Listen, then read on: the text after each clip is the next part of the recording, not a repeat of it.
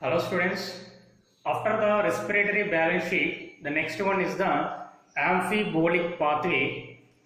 Now amphibia, we know that amphi means dual, amphibia means dual life, amphi means dual, amphibolic pathway means dual pathway. The pathway is both anabolic pathway as well as catabolic pathway. As the pathway is dual pathway, the pathway is called as amphibolic pathway. So what are the two pathways? One is anabolic pathway and another one is the catabolic pathway. Anabolic pathway. In anabolic pathway, the food materials get synthesized. Anabolic pathway is the constructive process where the food material gets synthesized. Catabolism is the destructive pathway where the food material gets destructed. Now, in amphibolic pathway, one is the constructive approach, that is anabolic pathway, and another one is the destructive pathway, that is the catabolic pathway. Now, the macronutrients, what are the macronutrients? Carbohydrates, proteins, and fats. Now, these three types of food materials will involve in a pathway where the pathway is amphibolic, both anabolic and catabolic. Now, carbohydrates, already we have studied the respiration.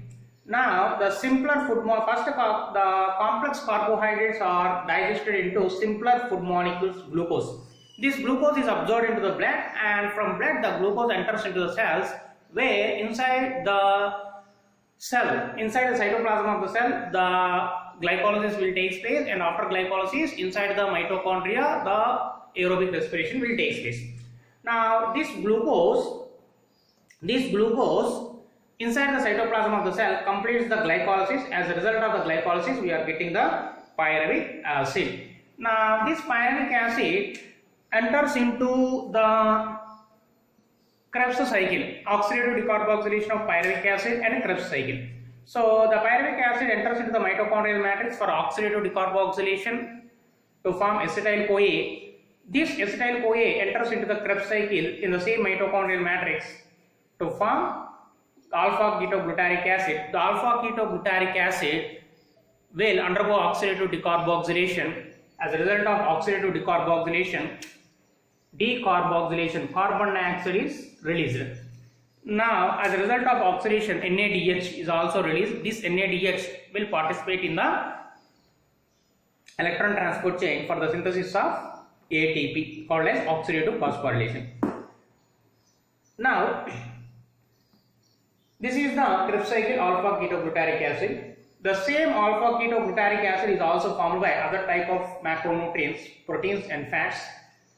Now, the fats which we consumed are also digested into simpler forms of fats called fatty acids and glycerol.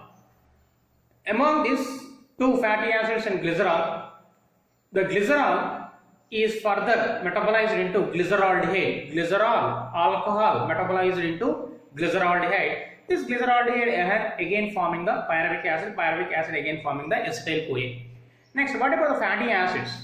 These fatty acids are metabolized into acetyl-CoA, and the same acetyl-CoA again starts the Krebs cycle. Next, coming to the proteins are also first digested into the amino acids. These amino acids, by the process of deamination,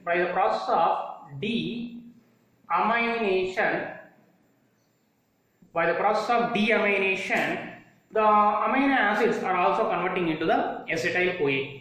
Here the neat point of view, neat bit is, for all the three types of macronutrients, carbohydrates, proteins and fats, the common type of substrates forming is dash acetyl-CoA.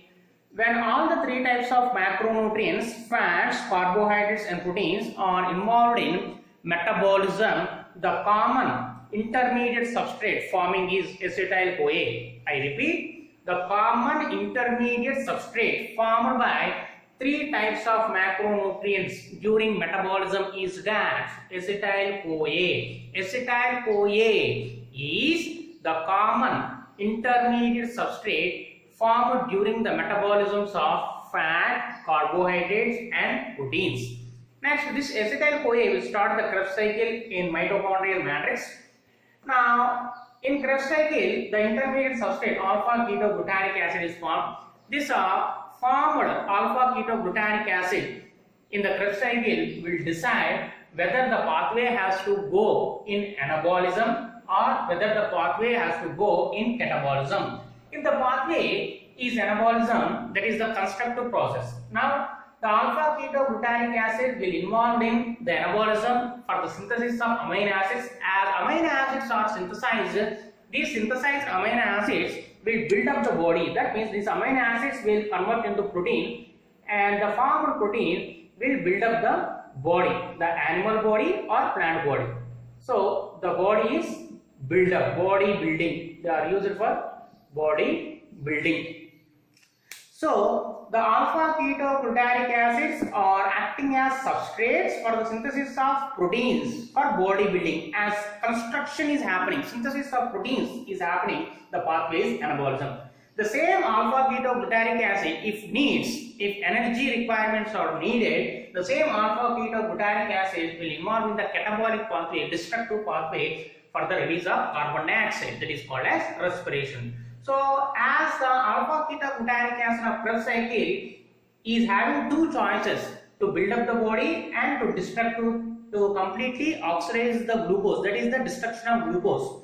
So, the pathway is amphibolic. That means all the three macronutrients, fats, carbohydrates and proteins are first converted into the common intermediate substrate acetyl-CoA. This acetyl-CoA by oxidative decarboxylation enters into the Krebs cycle, and in the Krebs cycle the intermediate substrate alpha-ketoglutarate acid is having two choices, anabolic choice and catabolic choice. So the alpha-ketoglutarate acid is performing both anabolism and catabolism. That's why the pathway is called as amphibolic pathway. Next, the respiratory quotient.